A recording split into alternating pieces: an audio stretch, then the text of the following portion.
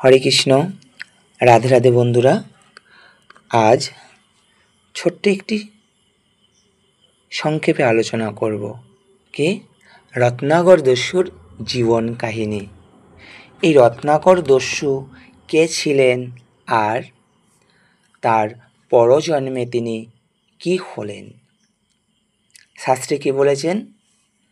সদ্গুরুর কৃপা না হলে পাপী উদ্ধার হয় না, আর সদ্গুরুর চরণ আশ্রয় করলেই অসাধ্য সাধ্য হয়।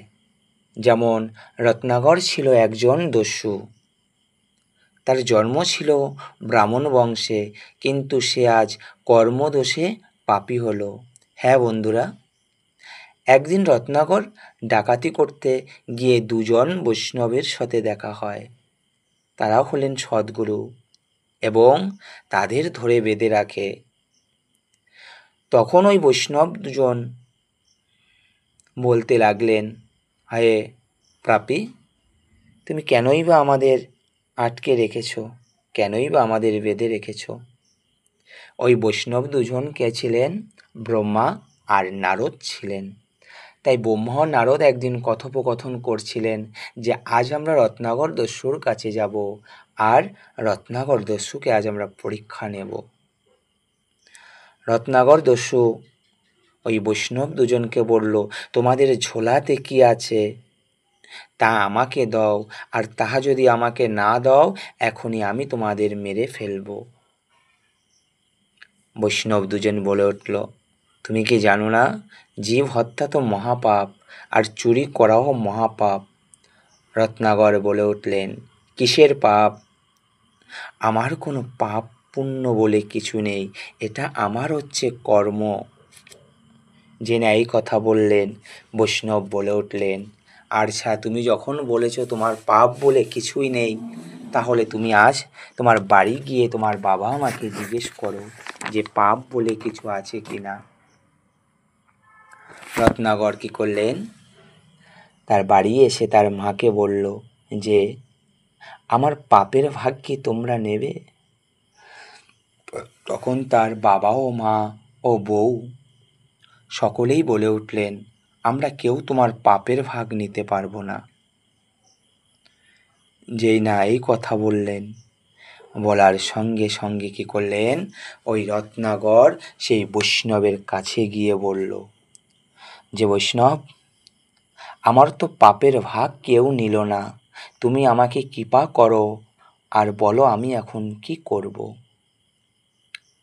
এক বৈষ্ণব তখন তাকে বলে উঠলেন, তুমি ওই গঙ্গা থেকে স্নান করে আসো, আর তারপর আমি তোমাকে কৃপা করব। রত্নাকর কী করলেন? ছুটতে ছুটতে নদীতে স্নান করতে গেলেন। যেই না মাত্র নদীতে স্নান করতে গেলেন, গঙ্গার জল তখন শুকিয়ে যায়। গঙ্গা দেবীও অন্তর্ধান হয়ে যায়। রত্নাকর এত পাপী দুরাচার ছিল যে গঙ্গা দেবীও তাকে ভয় পায়, গঙ্গাও তাকে স্থান দিল না। দেখল শুকনো ওই নদীর মাঝে মাছ ছটপট করছে, কুমির কচ্ছপ সব ছটপট করছে। রত্নাকর ছুটতে ছুটতে আবার সেই বৈষ্ণবের কাছে এসে বললেন, হায় বৈষ্ণব, আমি এত পাপী এত দুরাচার যে আমাকে দেখে গঙ্গাও বৈকুণ্ঠে চলে গেল, গঙ্গাও আমাকে তার কাছে স্থান দিল না।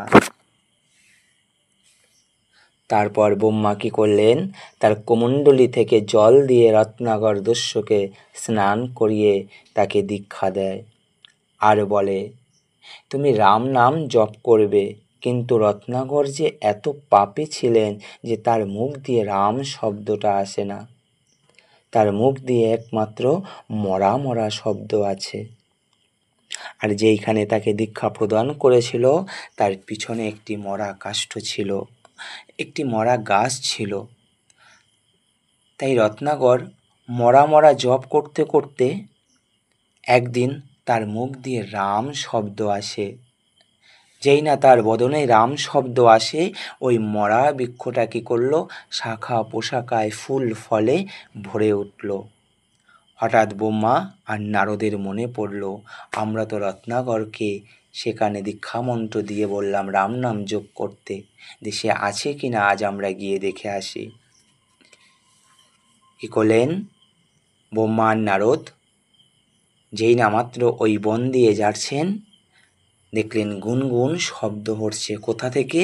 ওই রত্নাঘরকে ওই পোখায় মাটি দিয়ে পুরোটা ঘিরে ফেলেছিল, আর তার থেকেই গুনগুন করে রাম রাম শব্দ আসছে। ব্রহ্মা কি করলেন? মেঘকে আহ্বান করলেন। মেঘ এসে ওই মাটিটা ধুইয়ে দিয়ে গেল, আর তা থেকে রত্নাগর বেরিয়ে আসলো। ব্রহ্মা বলে উঠলেন, রত্নাগর, তুমি যে দীক্ষা মন্ত্র দিয়েছ, এই দীক্ষা মন্ত্রে কি হলো? আজ তোমার দেহ পবিত্র হলো, তোমার আজ গুরু কৃপা হলো।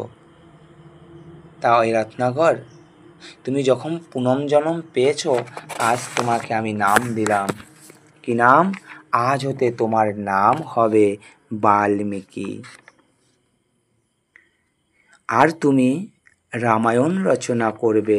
এখন তুমি যেইভাবে রামায়ণ রচনা করবে, রাম জন্মগ্রহণ করে সেইভাবে রাজ্য পরিচালনা করবে। তাই শাস্ত্রে কি বলেছেন? তুমি শত পাপী হও না কেন, শত দুরাচার হও না কেন, একবার যদি তুমি সদ্গুরুর চরণ আশ্রয় নাও, তাহলে তোমার সকল পাপ দূর হয়ে যাবে ওই সদ্গুরুর কৃপাতে। হরে কৃষ্ণ। রাধে রাধে বন্ধুরা।